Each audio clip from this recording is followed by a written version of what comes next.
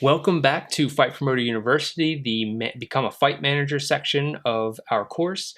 This next section is always the most exciting. It's the earning potential that you can make and your fighter can make. A lot of basic math involved here, but it's nice to put it down on paper so you can really see what is the potential here. So I'm going to start at the top. Let's just jump right into it. Championship level math. Now, most championship level fighters compete, let's say on average 2 times per year. And these numbers are combining both MMA and boxing, just because that's what I'm most familiar with. It's also the 2 most popular. So let's assume, and this is at the top. This is just below superstar level, but let's assume that they're making about $800,000 a fight on average. This includes both their purse as well as their back end. So the UFC average is $783,000 per fight, and boxing ranges anywhere from $500,000 to $5 million plus on that superstar level at the top.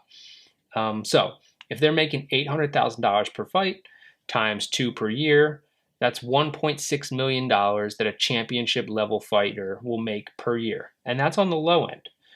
You've got guys that can make, just a little bit under that. You guys making a little bit over that. But that's about what you could expect on average, reasonable.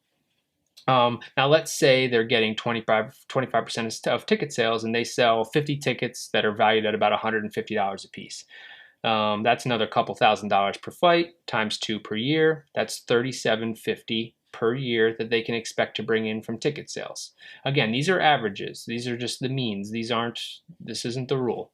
Now let's say they're able to get $50,000 per fight from various sponsors, which, you've seen anything from getting things put on their shorts. It used to be more common. I don't see it as often, but the henna tattoos on the back, these are wearing hats or T-shirts, entering the ring or after fights, mentioning a company in a post-fight interview, promoting certain companies during the build-up to the promotion of a fight. These are all very valuable time slots for sponsors. And you as the manager, you're going to have to be the front man to help drive some of these. At this level, a lot of times sponsors will come to you, but if you want to maximize their value, you're going to have to reach out. Now, let's just say they're bringing in $50,000 per fight. So on average, they're going to bring in $100,000 to 6 figures, $100,000 a year, just from sponsors. So let's conservatively say we factor all these in: purses, ticket sales, sponsors, etc. A championship level fighter could probably expect to make $1.7 million per year on average. Again, this is near the top of the industry, both in MMA and boxing, but $1.7 million per year conservatively. And let's say the manager's bringing in 20%. That's $340,000 per year per championship fighter. So if you have one championship level fighter that you manage, you could be making a substantial income for yourself. But it's hard to sign those fighters. You need to have a prior relationship with them. You need to come to the table with money up front. You need to offer value. They're not just going to sign with you because they like you. You need to offer value. But this is the kind of money that can be made, whether you build up to it or you go right at it. Substantial income just from one fighter. Now let's say there's a guy, Ali, from the UFC, who manages Khabib Nurmagomedov and several others. He manages several fighters that are close to this level. Khabib obviously being in the superstar level, but he has several other championship level fighters in the UFC. You can bet he's making over $1 million a year from his business, his sports management business. Again, this is at the top of the sport. You've got the Al Haymans who manage Floyd Mayweather and Adrian Broner, etc. He's making tens of $millions a year, tens of millions of dollars per year from all his fighters. So obviously it's compounding. The more fighters you have, especially at this level, the more money you're going to make. So contender level math.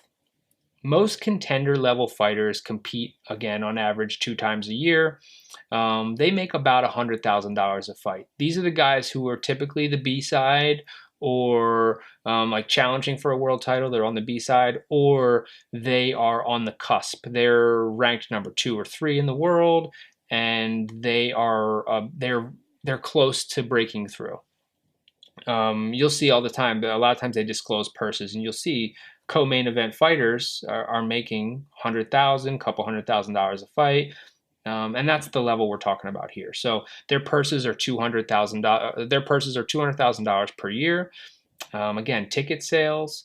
Let's say they're getting 25%. It's about, let's say they're making another $37.50 per year on ticket sales. And then their sponsors. They're not getting as many sponsors because they're not on the championship level. They're not bringing in, they're not getting the kind of media coverage that are going to bring, Rockstar energy drinks and Red Bull and these types of sponsors to the table with a lot of money. But their local businesses are going to support them. And there will be some national brands that see the potential and will try and jump in early. Famously, Manny Pacquiao signed a $75,000 per year Nike contract that went into perpetuity. Nike was his sole sponsor for athletic apparel, shoes, etc. Boxing gloves wasn't included, but apparel outside of that.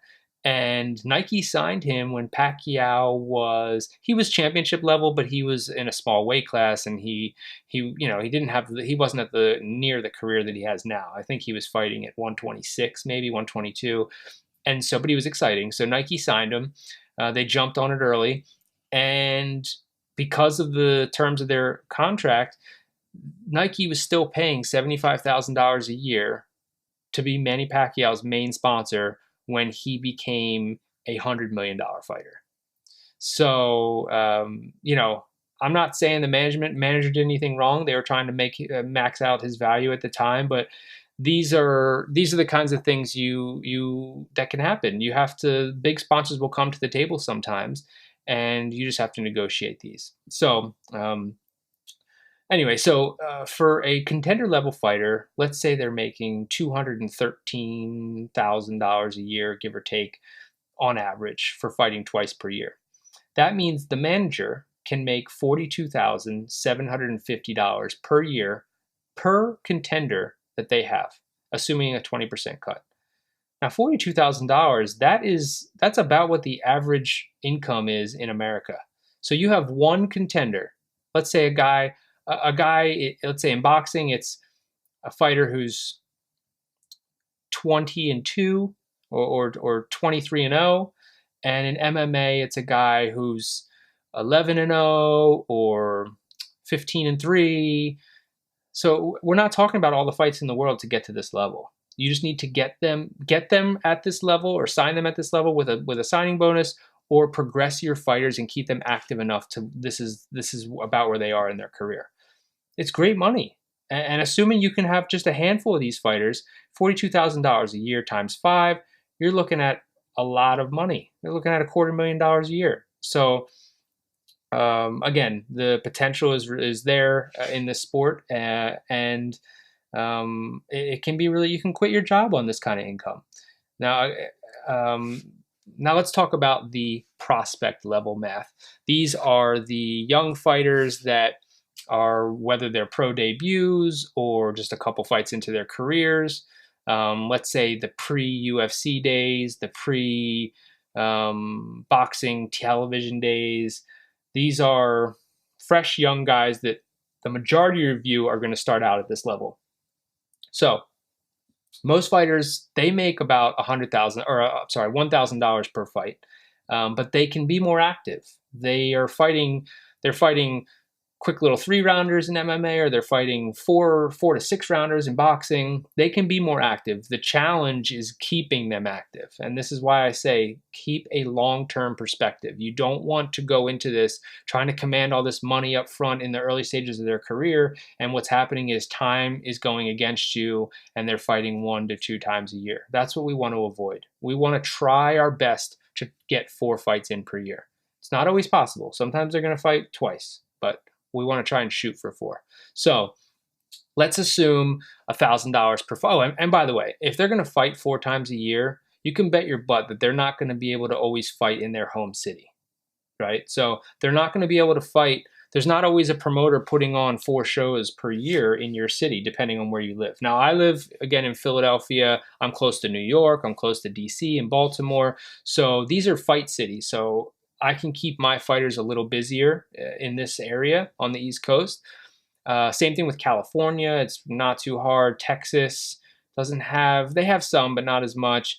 Chicago is a good fight town. But if you're not in one of these big cities, it's going to be hard to find 4 fights a year for your guys. And also weight class is a big effect. The lighter the weight, a lot of times the harder it is to find guys that fight.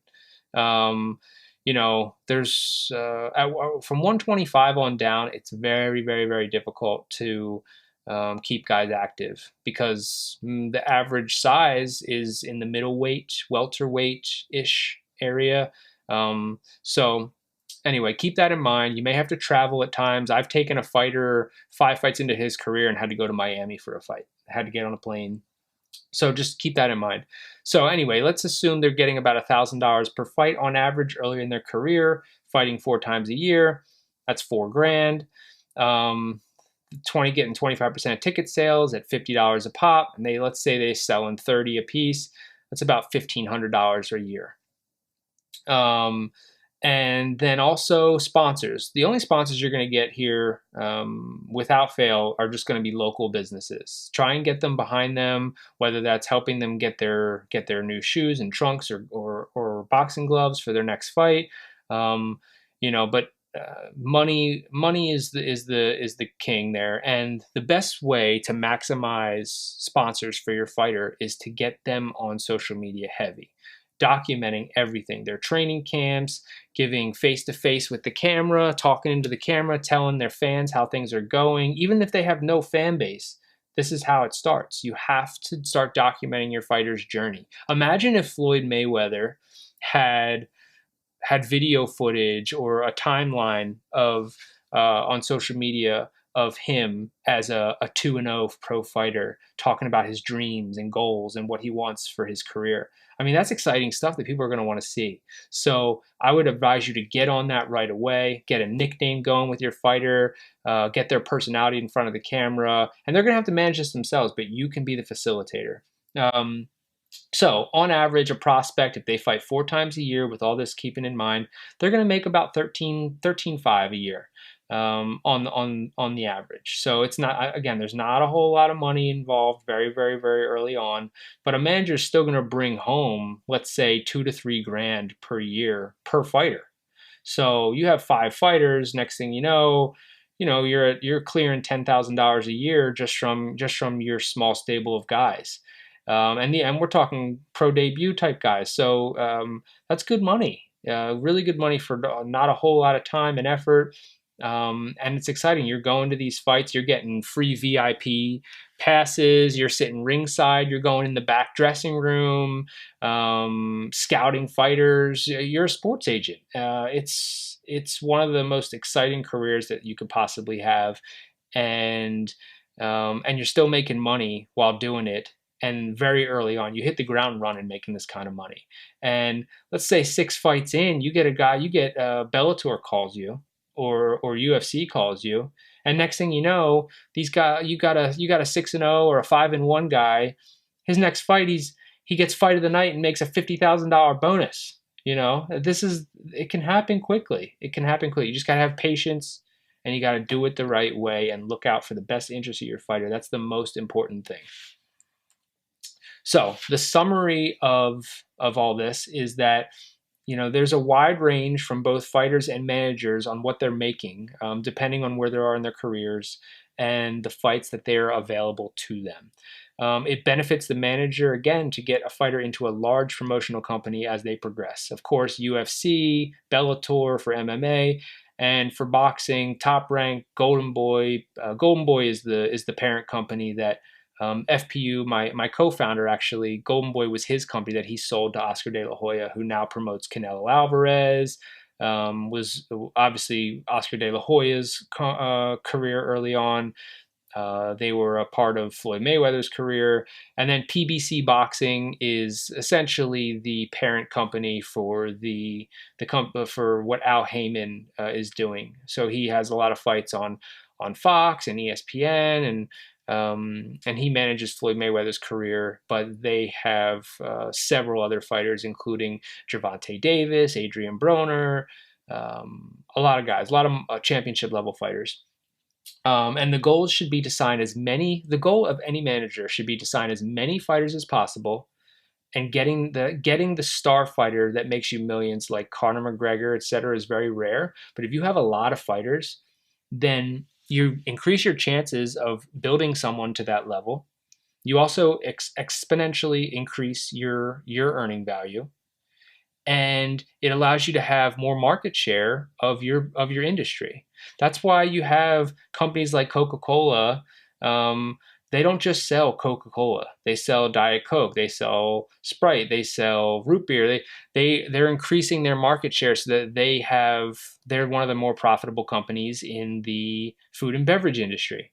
And that's what you need to think of. You're a business. You may be a one-man show, especially early on, you're a one-man show, but you need to think of increasing your market share across the fight business. And how do you do that? If there are 150 fighters that are making good income in this business as a full-time career for themselves, you want to get as many as you can so that you are the top manager in that field. And not only that, success begets success. You start managing a fighter properly, and they're building, and they're doing well. Before long, you're going to be getting a lot of recognition, and you're going to be having fighters and trainers reaching out to you to want to sign with you. And a lot of times, these are already established fighters. So again, get as many as you can early on. Sign one or two and start there, but you want to sign as many as you can and increase your chances of developing and building these superstars. And you'll start to see it. You'll start to know it when you see it. In terms of the talent and personality behind those fighters, and who has the highest possibility for success. So that will do it for our earning potential section of Fight Promoter University for the management lessons. So thank you, and I will see you in the next section.